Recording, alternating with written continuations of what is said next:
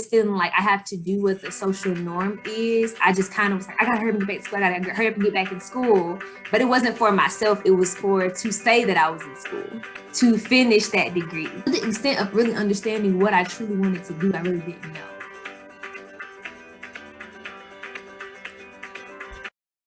Welcome to another Tea Time with Letitia on Gratified Grad, where it's my goal to help you graduate with gratification.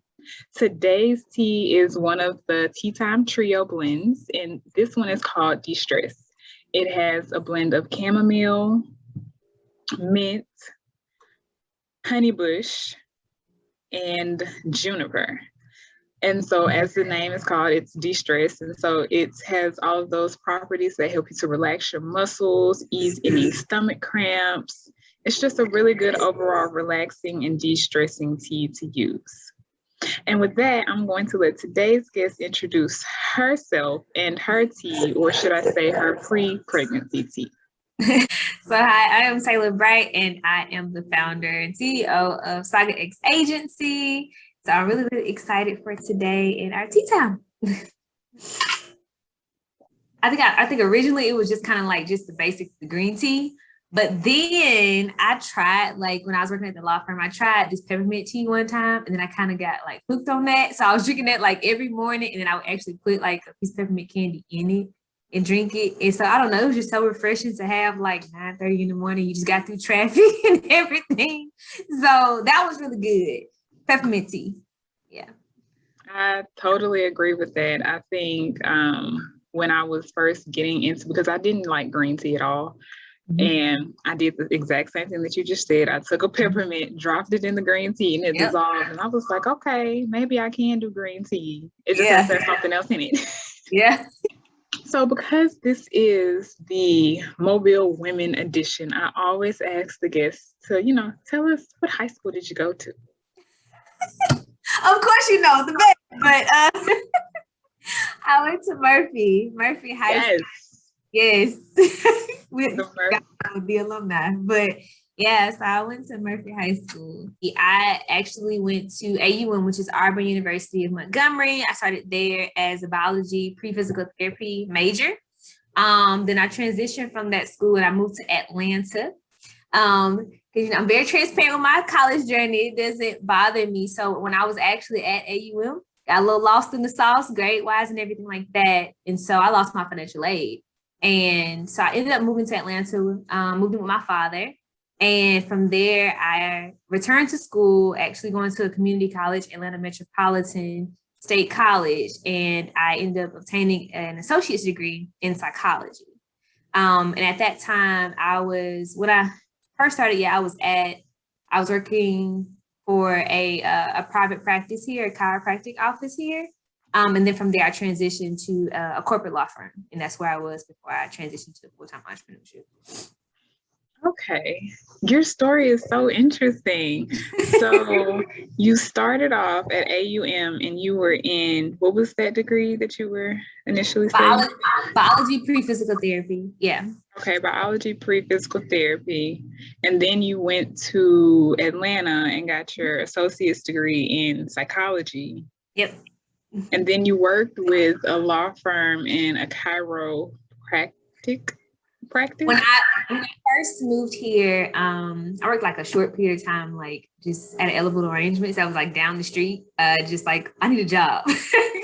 I need to do something because I was not in school like those first couple of months. You go from like in school and working to like doing absolutely nothing. That was bothering me. So I was at arrangements for like a couple months. And then from there, I think I was maybe like 4 months, 5 months or so. And then from me attending Atlanta Metropolitan, I was working with the counselor who was also over career services and just jobs and everything like that.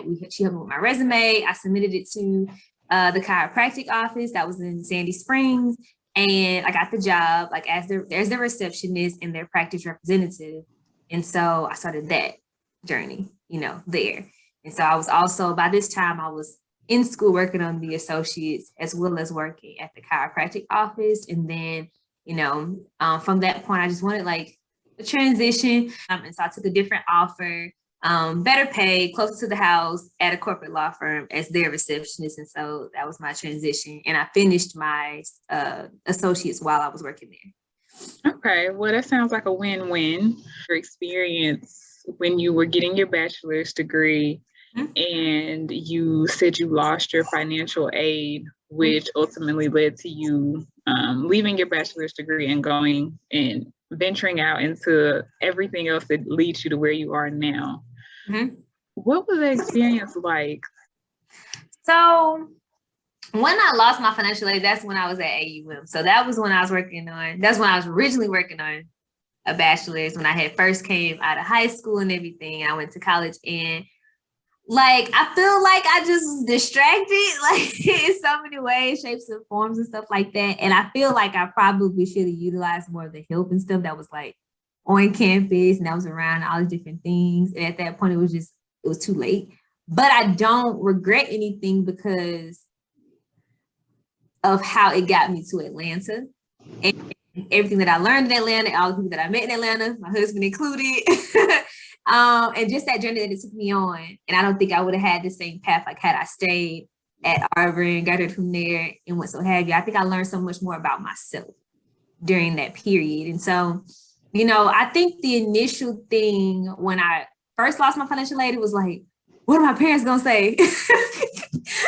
Like, what are they gonna say? And then from there, like, what is everybody else gonna say? Like, how am I gonna, you know, like express what happened? Like, I'm embarrassed. Like, how do you even, you know, tell another student you not really, you just like, this is what happened, you know, talking to your peers. But then to like tell my parents, you know, that had kind of worked hard for me to get there is a different type of tango, you know. But I just thankful for the parents that I had because they didn't beat me down. They were just like, okay, well, what's the next plan? What you want to do? You want to either move back to Mobile, because that's my mom is. My dad was like, you want to move to Atlanta? Like, you choose. And I was like, Atlanta for 300, please. I would not be coming back to Mobile.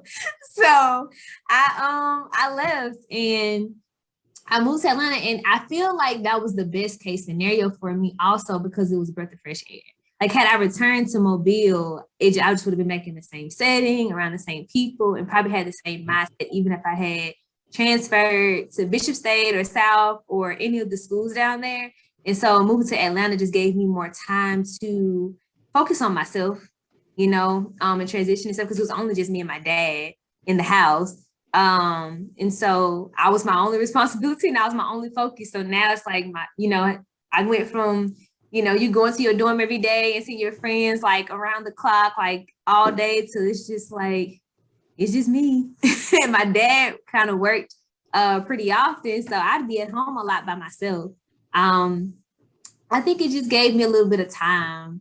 But truthfully, I feel like I know for a fact I'm a different woman now than where I was at that time period, because I feel like just being a people pleaser or just feeling like I have to do what the social norm is, I just kind of was like, I gotta hurry up and get back to school. I gotta hurry up and get back in school. But it wasn't for myself. It was for to say that I was in school, to finish that degree, you know? And so I changed. I was like, I just gotta finish with something. And I know I had an interest in psychology. I always had an interest in healthcare, because if you notice, there's like, I went from biology to psychology. It was still some type of science, whether it was a social science or a different one. It was always the science.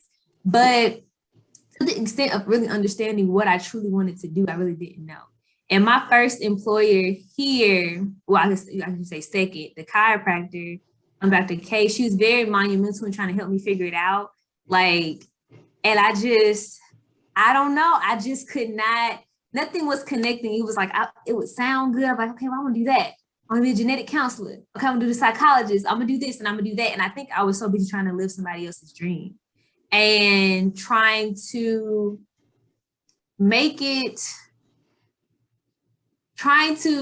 like have everybody else be proud of me in what they envisioned success to look like and what was like the safety net, you know? I felt like I was called to do something different. And I think owning that was very, very uncomfortable for me, because I was very unsure as to how to even approach that and how to walk that out. And so once I left that office and then went to the law firm, And now I'm in a corporate law firm, going from private practice in any type of office to corporate arena. That, you know, in America, that's the creme de la creme. Like, you working in corporate, that's it. Like, that's a ladder. So you're around these people who are like extremely, extremely successful. And I kind of had the opportunity to kind of see what I wanted or what I didn't want, you know, and they were like, well, are you going to go to law school? I was like,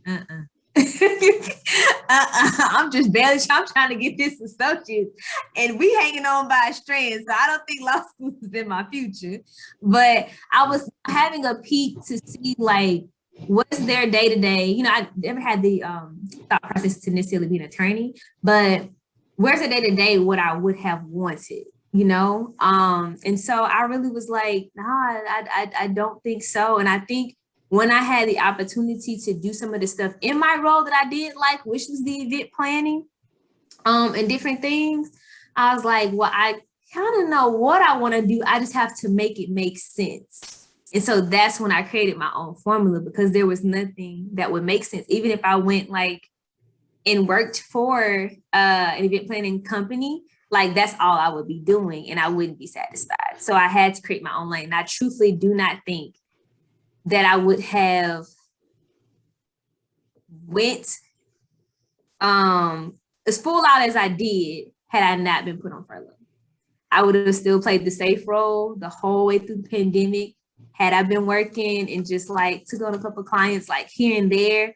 But to now even say, sometimes today it's even uncomfortable to be like, yeah, I'm the founder of Saga X Agency. Like, it's still a little bit uncomfortable because I guess trying to undo what I've done for so long, like it's been more comfortable to be like an employee for me, you know? And so to now like have the responsibility of like everything on me and to make decisions and know like if I don't work, like nothing gets done, there's no other like person to pass it off to, that's a whole different capacity. You just said so much. I want to highlight a couple of things that you said. You said that one, you had to own what you did as a student. And I think that's really important. Just in life in general, is to own the decisions that you make and move forward. So I think that those two things are amazing, and that, you know, it's just something that people should really strive to do instead of trying to live someone else's dream. And then you also talked about how you paid attention to your surroundings and what you liked and you didn't like. And you recognize that, you know, there are some parts of this that you would really like and enjoy, and then there are other parts that you wouldn't. And you took that extra step instead of just settling for whatever options were out there. You took that extra step and you said, okay, well, you know what? They don't have this, so I'm going to create it for myself. I absolutely love that. Love it. And yeah, I agree. Like, I have still yet to really launch like my Gratified Grad website or like really tell people that it exists, even though like I put it in my videos and I occasionally drop little things here and there. I've yet to do like a real launch of it because I'm nervous. So I completely relate to that, I don't know, getting to that point of saying, you know, this is like a business that I put together. And like, I am the CEO. Like, I just got comfortable saying that I'm founder. Yeah. It can be uncomfortable, but it comes over time, like with the confidence. Cause you know how you said, like, you haven't like really kind of like launched it to the world, so to speak. Like, a couple people know, you know, and everything like that. But I think it just comes over time because like, I feel like a lot of times people like, we're super, super humble.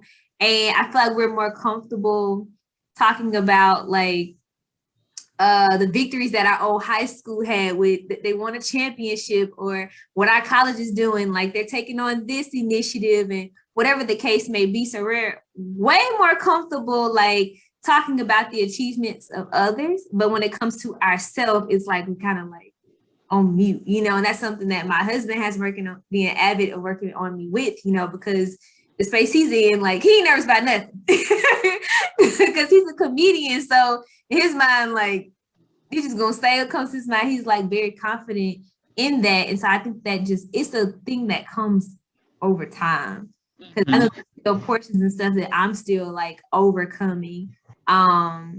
So yeah. So what is this? What is the entrepreneurship? So that has actually happened in the pandemic. So it is actually quite recent. So, you know, with the pandemic, there's been so many changes with so many people and so many companies. It's just been a complete whirlwind. So I think nobody's story shocks anybody at this point. But towards the end of 2019, I had already like, I've always been creative. Like even when I like moved to Atlanta, I was modeling and everything, and then I had created this blog series for millennials, and it curated these events around these conversation pieces. Like it was deep conversation amongst millennials, because I think a lot of times people think we don't have them, and they think we just talk about Instagram all day, and we're not. So I created an event series for millennials here, and I was not only planning the events, but I was the designer, like, and I was headlining them. I was the host. Like it was a lot, but it was so much fun. And from there, my wheels kind of got to turning. Like, what else can I do? And so towards the end of 2019, I just kind of created this formula for this company I wanted to do. I didn't want to just do event planning. I didn't want to just do photography. I didn't want to just do one thing. So I was like, I could just do them all, because I mean, it's my company. I think like we kind of box ourselves in, but we're so used to like having a role somewhere at someone else's job, and I say, well, this is within your job description. But when you create your own lane, like you can do whatever you want to do. And if you feel like that doesn't work, if one of the services doesn't work, okay, you can get rid of it. Like it's not the end of the world. And so I had one client that my husband and I like attended church with, that we bought on, and we were just working with him. He was an attorney. I was doing his social media marketing and doing his branding photography and stuff like that. And then from there, the beginning and portion of 2020, I was at work, had no suggestions, but I was at work. I created my whole website at work. You got time. Look, that downtime, you just got to. Right. You'll start spending when you want somebody else's dime. It's a whole different thing. But I got it done. I designed the whole website, the whole formula. I had just completely strategized everything, like what I wanted it to be.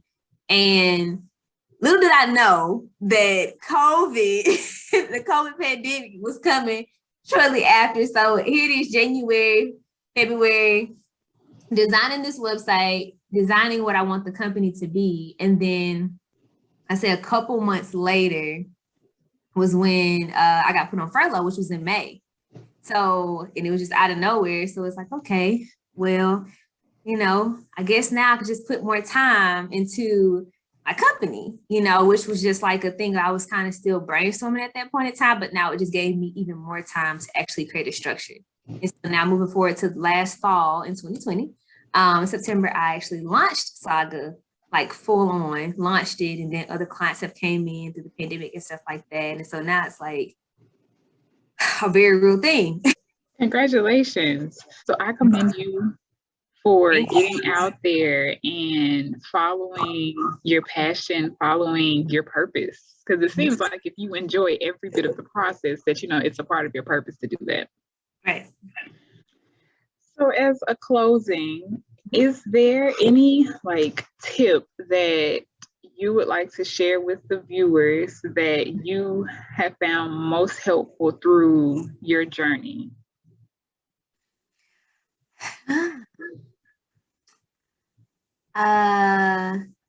Definitely prayer. I know it sounds cliche, but definitely prayer, because I don't want to be led by myself. I want to be led by God with every decision that I make. That's the best, anything like gives me, like, that's the best decision, just off of obedience.